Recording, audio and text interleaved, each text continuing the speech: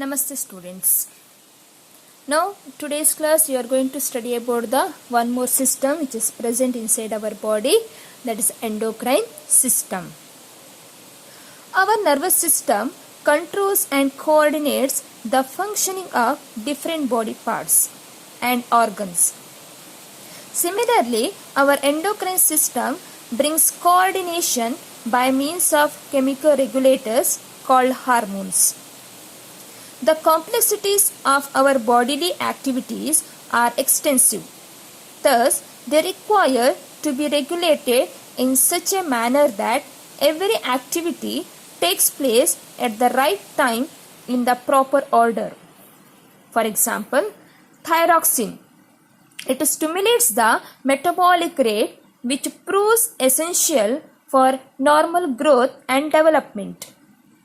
While regulation carried out in this manner is conducted to some extent by the nervous system. It is also induced by chemical regulators known as hormones. Now we can going to study about the importance of these endocrine glands and what are the difference between the nervous control and hormonal control, and what is the meaning of this endocrine system, and what are the main properties of these hormones. Next, endocrine system. The endocrine system is a group of glands and organs that acts as the body's control system for producing, storing and secreting chemical substances called hormones. These hormones are directly secreted into the bloodstream to allow for chemical coordination in the body. In a coordinate manner, they stimulate each other and work as a system of organs, which is together called endocrine system. The specific organs where the hormones act are called the target organs. In which organ the hormones will act, that organ is called target organ. The blood contains all the hormones, but the cells of the target organ pick up only the hormones specific to it, and it ignores the all other hormone. Here, a single organ will not accept all the hormones. Which hormones it require, that hormones only it picks, and it ignore the remaining hormones. Or by means of a specific protein called receptor. In the target organ, there is a specific protein is there, that is called a receptor. With the help of the receptor, which hormones it requires, that hormones only it receives, and to reject the remaining hormones. The functioning of endocrine system is controlled by the nervous system. So here endocrine system and nervous system, it works together. These two systems when works together, that is called neuroendocrine system. Here endocrine system and nervous system works together. So that system is called neuroendocrine system. Next, what are these hormones? Hormone is a secretion from some glandular part of the body which is poured directly into the blood and which acts on the target organs or cells of the same individual, bringing about coordination between distinct parts of the body. Hormones are nothing but it is the chemicals.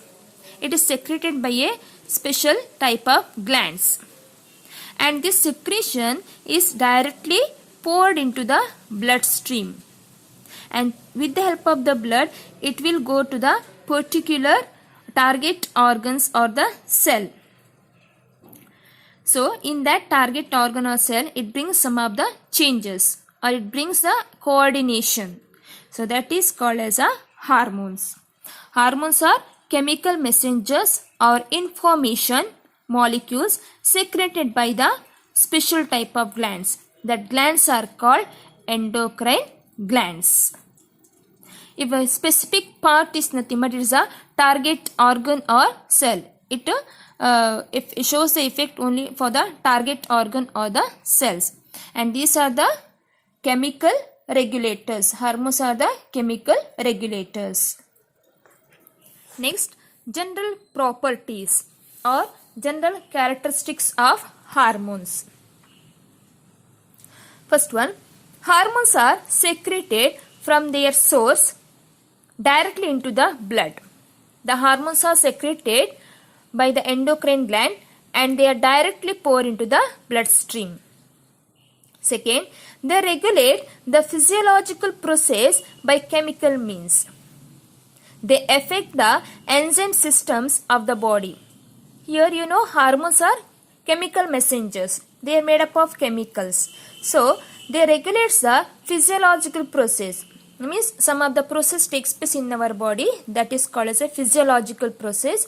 So it regulates the physiological process with the help of the chemicals. Next, they act on target organs or cells usually away from their source.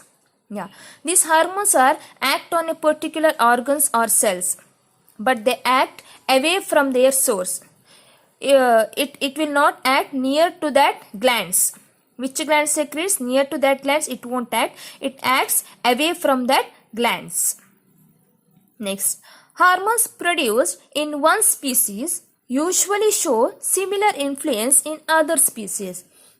Hormones which are produced in one species, same effect will show the hormones which are produced in the another species. Same hormones. So hormones produced in one species usually shows similar influence in other species. For example, growth hormone is released. The growth hormone, its main function is it regulates the growth. So the same effect we can see in the other species also. Next, they are produced in very small quantities and are biologically very active. Hormones are produced in a very small quantity, but they are very active. Next, chemically, some hormones are made up of peptides, that is proteins, for example insulin, and which are water soluble. And some are made up of amines, that is derived from the amino acids, for example adrenaline. And some are made up of steroids, that is derived from the cholesterol, example testosterone. So here the chemically hormones are made up of either proteins or amino acids or steroids. Amino acids or amines, or it may be made up of steroids. You can see the enzymes. Enzymes is made up of only proteins. Here hormones are made up of either proteins, amino acids or steroids, but enzymes, they are only made up of proteins. Next, there's excess or deficiency both may lead to serious consequences. If the hormones are secreted in more amount or if the hormones are secreted in a less amount, in both the condition it shows the some of the deficiency in our body. If secrete is more amount also dangerous, if secrete less amount also dangerous to our body. And secretion of excess amount is called as hypersecretion or oversecretion. If secrete in less amount, that is called as hyposecretion or undersecretion. If the secrete in more amount is called hypersecretion and or oversecretion. If the secrete in less amount is called hyposecretion or undersecretion. Next, hormones are not stored in the body and are excreted from the system. Hormones are not stored in our body. After when it required, then it's secreted. After the function, it will excreted from our body. So it will not store in any one of the cell or it will not store in any one of the glands. So these are the main properties of the hormones. In exam, they may ask to write the differences between the hormones and enzymes. In that condition, hormones are secreted by endocrine gland Enzymes are secreted by exocrine gland. Hormones are made up of either proteins or amines or steroids. Enzymes are made up of proteins. So this is a major difference you can write between the hormones and enzymes. Or they may ask to write the difference between the endocrine gland and exocrine gland. In that condition, endocrine gland, so it is a ductless gland. Exocrine gland, it is a duct gland. Endocrine gland secretes the hormones and exocrine gland secretes the enzymes. In our body, 7 endocrine glands are there. That are adrenal gland, pancreas, thyroid gland, pituitary gland, parathyroid gland, thymus and gonads. And they are located in the different parts of our body. Pituitary we can see in the brain region, and thyroid we can see in the neck region, adrenal we can see in the above the kidney region, and pancreas just behind the stomach region, and parathyroid just behind the thyroid gland, as well as the gonads, it is present in the abdominal cavity, thymus it is present in the chest region. So these are the different types of the adrenal glands. But in your syllabus only 4 glands are there, that are adrenal, pancreas, thyroid and pituitary gland. First gland we can study, that is the adrenal glands. The adrenal glands are cap-like structure on the top of the kidney region. On the top of both the kidney there is a cap-like structure. That cap-like structure is called adrenal glands. Each adrenal gland consists of 2 parts. The central part is called medulla and the outer part or peripheral region is called as cortex. We can see adrenal medulla and adrenal cortex. The same cortex word and medulla word is there in the excretory system also. So here you have to use the adrenal medulla and adrenal cortex. First we can study adrenal medulla. Adrenal medulla, it secretes a hormone called adrenaline. See the spelling, A-D-R-E-N-A-L-I-N-E, not A-D-R-E. That is A-D-R-E, not A-D-E-R. Many of the students, they will write A-D-E-R. It is a adrenaline, not adrenaline, adrenaline. Adrenal medulla is secretes a hormone called adrenaline. It is also called as epinephrine or noradrenaline. This adrenaline hormone is called emergency hormone. Adrenaline hormone is called emergency hormone because it prepares our body to meet any emergency situation. And this hormone is produced during the emergency condition and prepares our body to meet or to face that emergency situation. That's what is called as emergency hormone. In the emergency situation, it prepares our body for fight or for flight. In the emergency situation, either we have to face that emergency situation or dangerous situation, or we have to run away from that situation. So it prepares our body for fight, means to face that dangerous situation, or flight means to run away from that situation. So it is called as emergency hormone. Extra energy and strength is provided to the body in that situation. To face or to escape from that situation, our body requires the extra energy. Here, when we are excited or when we are angry, this adrenal produces a lot of adrenaline hormone. When we are excited or when we are angry, in that condition, adrenaline hormone is produced in large quantity. And this gland is stimulated by the nerve, one of the part of the nervous system, that is called autonomic nervous system. This adrenaline hormone, it works along with the autonomic nervous system. Next, functions of this adrenaline hormone. First one, it increases heartbeat. It increases the heartbeat accompanied by an increase in blood pressure. When the heartbeat increases, the more amount of blood is supplied. So in that, the pressure in the blood also increases. Next, it increases blood supply to the muscles while decreasing it to skin and the visceral organs. Especially when we are in a excited or when we are in a dangerous situation, to face or to escape from that situation, our muscles requires more blood supply. So it increases the blood supply to the muscles region and decrease the supply of blood in the skin as well as some other organs region. Next, more glucose is released into the blood. Yes, because in that situation, our body requires a more amount of energy. We will get the energy by the breakdown of the glucose. So, more glucose is released into the blood by the liver. So, in the liver, the excess amount of glucose is stored in the form of glycogen. So, with the help of the liver, so it supplies a more amount of glucose to the blood because to get the energy. So, this hormone is called as emergency hormone because it's secreted in the emergency situation. And it prepares the body to face stress or danger. It prepares our body to face stress or dangerous situation. So these are the main functions of this adrenaline hormone. Next, adrenal cortex.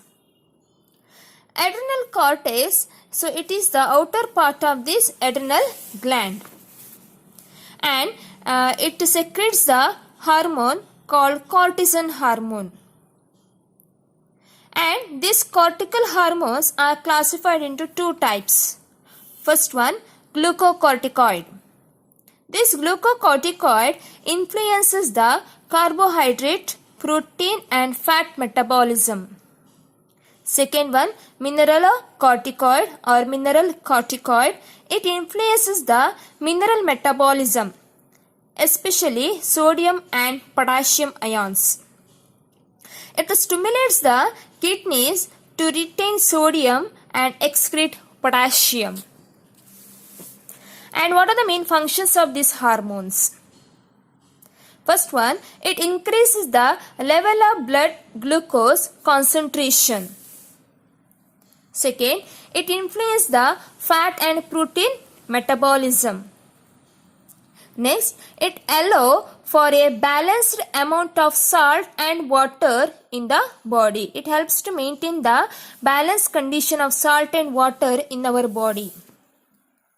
Next, it adapts the body to stresses such as extreme heat, cold, burns, infections, etc.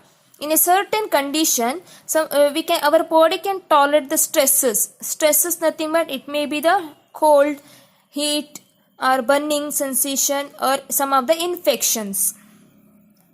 Next, some cortical hormones like androgen, it is in male, and estrogen in female, behave like sex hormones. These cortical hormones, example is androgen, we can see in the male, and the estrogen we can see in the females. They behave like a sex hormones. In case of an overgrowth of adrenal cortex in young children, it leads to premature sexual maturity. In some time, some of the children, they shows the sexual maturity little bit early. Next, endocrine gland, that is pancreas. Pancreas is located in an abdominal cavity close to the duodenum behind the stomach region. It is present in the abdominal cavity close to the duodenum and behind the stomach. Duodenum is first part of the small intestine, and behind the stomach region we can see a pancreas. It is yellowish in color, and this pancreas is called heterocrine gland because it acts as both duct gland as well as ductless gland.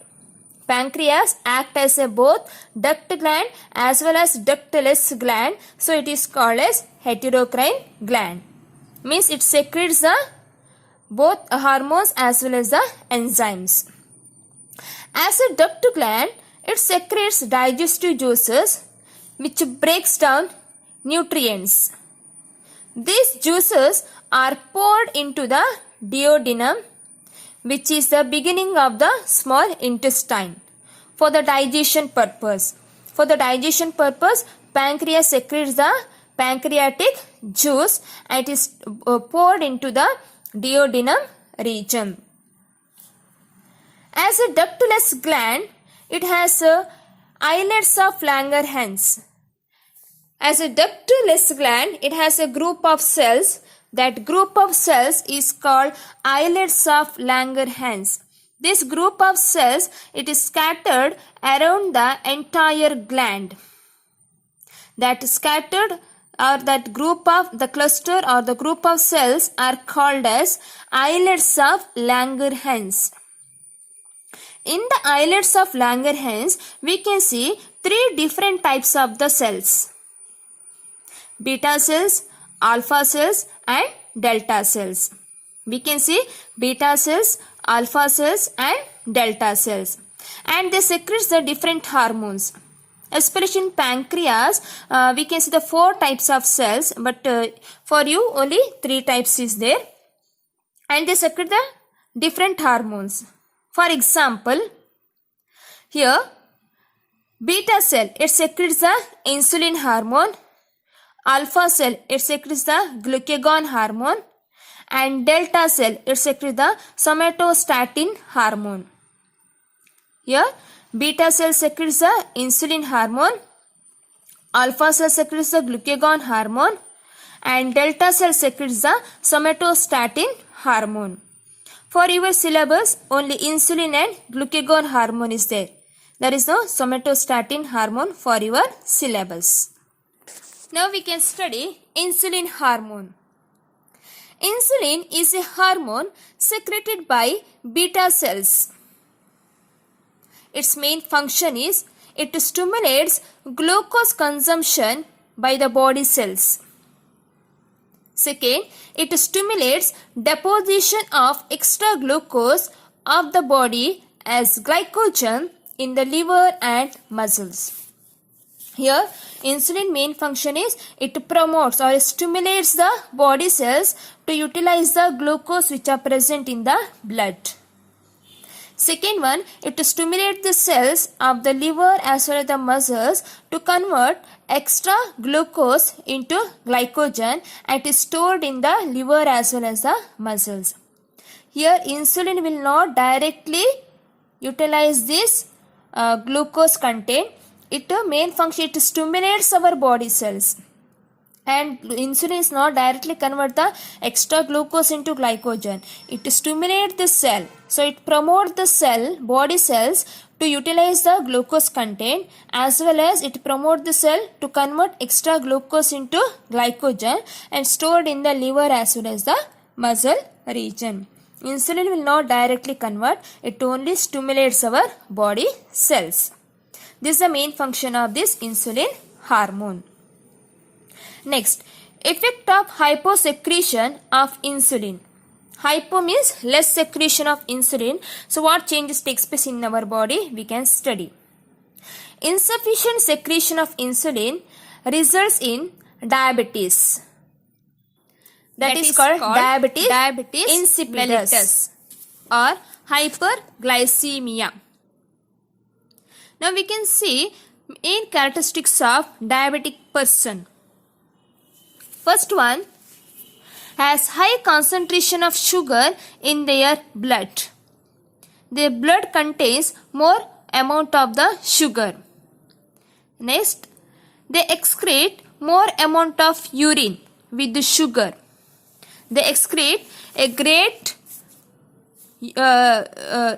deal of urine loaded with the sugar, means their urine contains more amount of sugar. Next, they feel thirsty because of the loss of water through too much urination. they will urine frequently, so that's why their body will lose more amount of water, so they feel thirsty.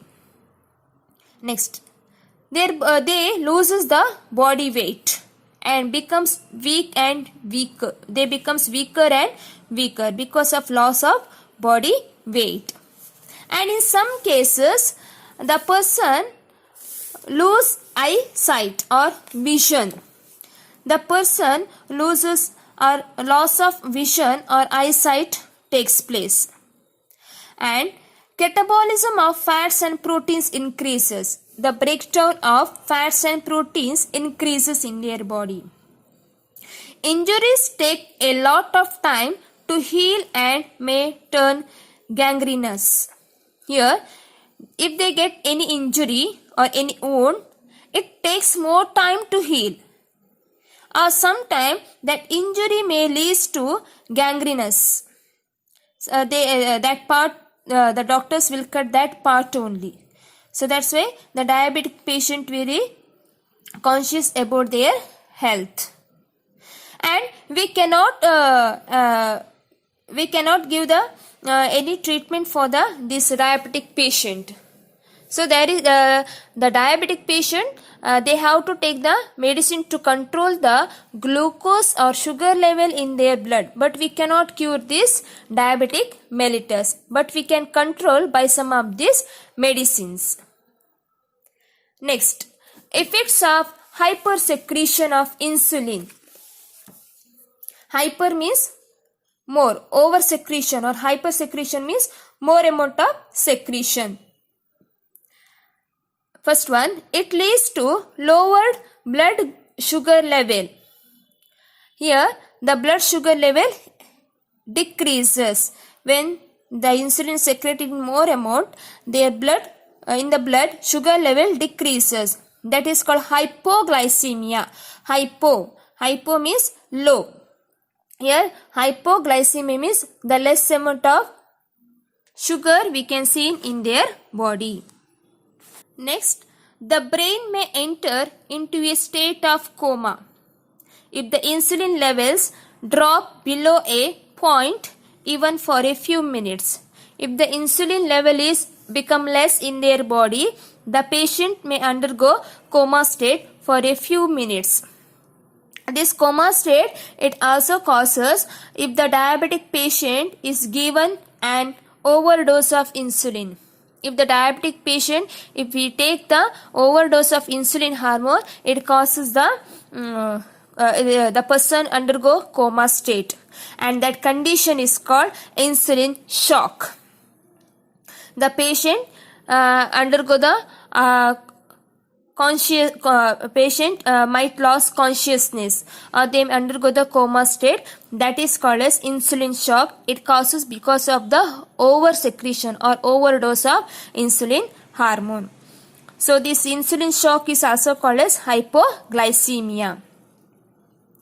Here, in that condition, if the sugar level decreases in the diabetic patient, so immediately we have to supply the sugar candy or some sweet immediately.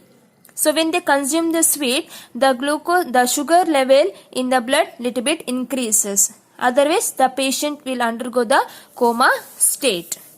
Here, for the diabetes, there is no medicine. Means we cannot cure this diabetic mellitus, but we can control by taking the insulin hormone. Externally, by taking the insulin hormone through the injection, the patient will inject their body. Through that, they can control the sugar level in their blood. Next hormone, glucagon. It's secreted from alpha cells of pancreas. Its main function is it stimulates the breakdown of glycogen in the liver to glucose. Through this, it increases sugar level in the blood. Here insulin, it stimulates the cells to convert excess glucose to glycogen, and at the same time, if there is a sugar level decreases in our blood, This glucagon hormone, it convert the glycogen into glucose form in some extent. So, this glucose is the soluble form, glycogen is the insoluble form. It is secreted from the alpha cells of pancreas. So next one more hormone, somatostatin. So this hormone is secreted by the delta cells of pancreas. Its main function is it inhibits the secretion of insulin and glucagon. This somatostatin, it inhibits the secretion of insulin and glucagon hormone, but it is not there in your syllabus. Only two hormones are there, insulin and glucagon.